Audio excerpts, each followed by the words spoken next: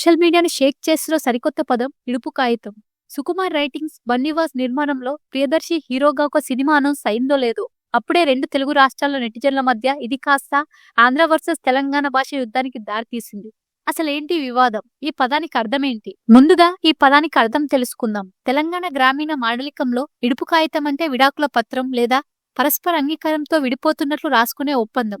కొన్ని ప్రాంతాల్లో దీన్ని చోట్ చిట్టి అని కూడా అంటారు. పాత రోజుల్లో కోర్టు చుట్టూ తిరగకుండా ఊరి పెద్దల సమక్షంలో ఇరు కుటుంబాలు కూర్చుని రాసుకునే పత్రం ఇది. సినిమా పోస్టర్ రిలీజ్ కాగానే ఒక యూట్యూబర్ చేసిన తెలంగాణది యాస కాదు, అది ఒక ప్రత్యేక భాష అనే వీడియోకి కౌంటర్ గా సోషల్ మీడియాలో కొందరు నెటిజన్లు ఈ పోస్టర్ ను షేర్ చేశారు. అబ్బా, ఇడుపు కాగితం అంట, అసలు ఇది తెలంగాణ భాషేనా బ్రో?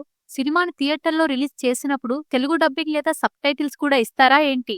ఈ ఒక్క వెటకారం ట్విస్ట్ దావాగ్నిలా వ్యాపించింది. తెలంగాణ నెటిజన్లు, సినీ ప్రముఖులు దీనిపై తీవ్రంగా స్పందించారు. శ్రీకాకుళం మాండలికంలో పలాస వస్తే చూస్తారు, రాయలసీమ యాసలో సినిమాలు వస్తే ఆదరిస్తారు. మరి తెలంగాణ పదం వాడితే మీకు డబ్బింగ్ కావాలా? దశాబ్దం దాటినా ఇంకా ఈ భాష అహంకారం ఏంటి?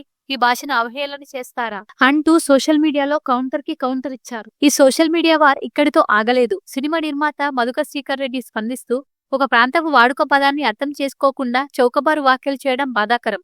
బలగం, దసరా లాంటి సినిమాలు రూటెడ్ కథల గొప్పతనాన్ని నిరూపించాయి అని కౌంటర్ ఇచ్చారు. మరోవైపు ఈ వివాదంలోకి రాజకీయ నాయకులు కూడా ఎంట్రీ అయ్యారు.